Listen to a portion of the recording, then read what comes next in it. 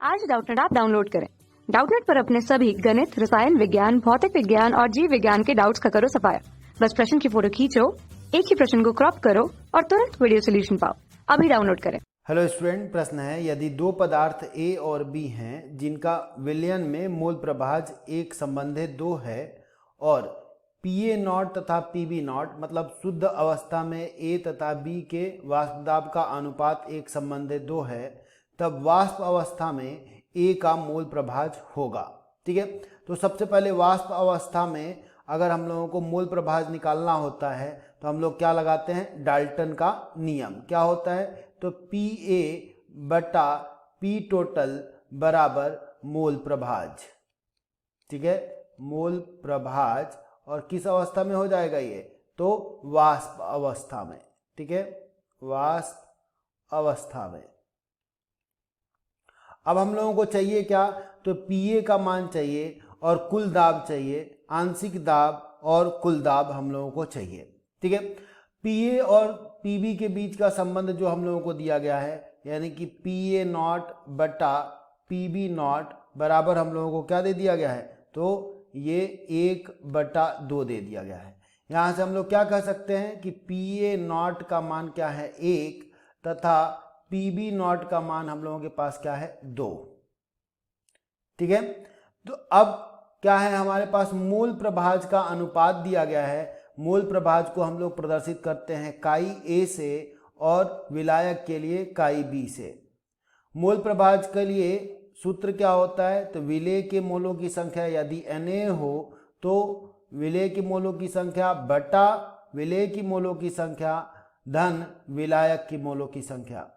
इसी प्रकार अगर हम लोग मोल प्रभाज B का निकालेंगे तो विलायक के मोलों की संख्या बटा विलायक की मोलों की संख्या धन विलेय के मोलों की संख्या। अब इसको हम लोग क्या कर सकते हैं, काट सकते हैं, यानी कि मोल प्रभाज का जो अनुपात है वो Na और Nb का भी अनुपात है, यानी कि विलेय तथा विलायक के मोलों का भी अनुपात है, जो हमारे पास क्या दे दिया गया है, 1/2। यानी कि Na का मान हम लोग क्या रख सकते हैं, 1 और Nb का मान हम लोग क्या रख सकते हैं, 2। जहां पर Na क्या है, तो विलेय का मोल और Nb क्या है, तो विलायक का मोल। ठीक है, अब हम लोग यहां पर क्या करेंगे, Pa का मान ज्ञात करेंगे। ठीक है, तो Pa बराबर क्या होगा, देखिए क्यों मान ज्ञात करेंगे, क्योंकि डाल्टन के नियमानुसार हम लोगों को क्या रखना है, Pa रखना है, जबकि हम लोगों के पास मान किसका दिया गया है, Pa0 का दिया गया है। ठीक है, तो Pa बराबर राउल्स के नियमानुसार Pa0 गुणे काई A, मतलब मोल फ्रैक्शन या मोल प्रभाज A का। Pa का मान हम लोगों के पास आ चुका था, Pa0 का मान कितना, 1, तो गुणे क्या हो जाएगा। अब हम लोगों को A का मोल प्रभाज चाहिए, तो A का मोल प्रभाज के लिए क्या सूत्र हो जाएगा, तो विलेय के मोलों की संख्या जो कि है 1 बटा विलेय की मोलों की संख्या धन विलायक के मोलों की संख्या, यानी कि 1/3। ठीक है, तो 1 गुणे क्या हो जाएगा, ये हम लोगों का 1/3। अब इसका मान अगर हम लोग निकालेंगे तो कितना आ जाएगा, ये आ जाता है हम लोगों के पास 0.33।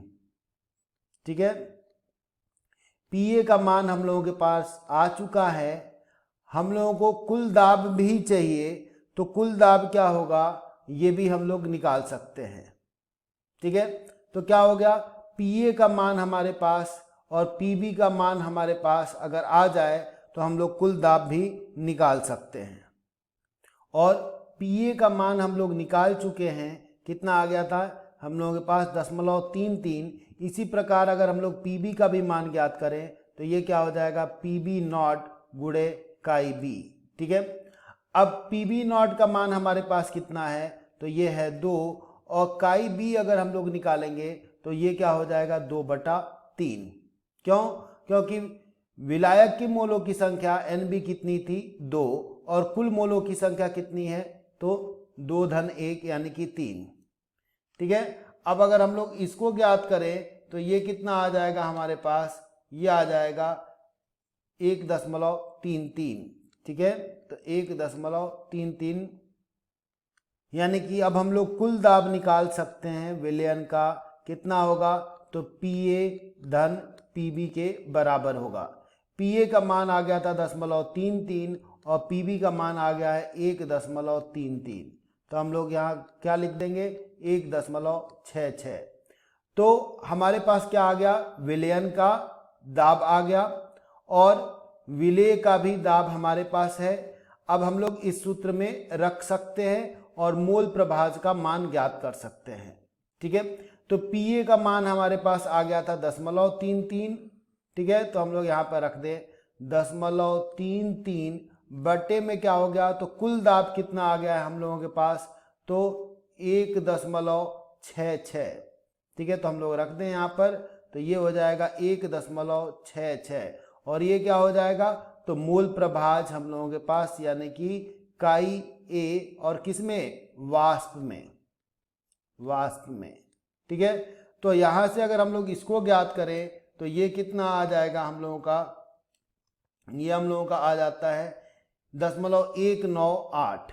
ठीक है, 0.198, यानी कि वाष्प में मोल प्रभाज A का कितना होगा? 0.198। ठीक है, जो कि अगर हम लोग विकल्पों में देखें तो कोई विकल्प हम लोगों को नहीं मिल रहा है, लेकिन अगर हम लोग इसको राउंड ऑफ करें तो 0.19 को हम लोग क्या लिख सकते हैं? 0.2 लिख सकते हैं, जो कि हम लोगों के चौथे विकल्प से मिल रहा है। अतः क्या हो जाएगा? चौथा विकल्प हम लोगों का सही हो जाएगा। ठीक है, धन्यवाद। कक्षा 6 से 12वीं से लेकर नीट, IIT, JEE वो एडवांस के लेवल तक 1 करोड़ से ज्यादा छात्रों का भरोसा। आज ही डाउनलोड करें डाउटनेट ऐप या व्हाट्सएप करें अपने सारे डाउट्स 8400 400 400 पर।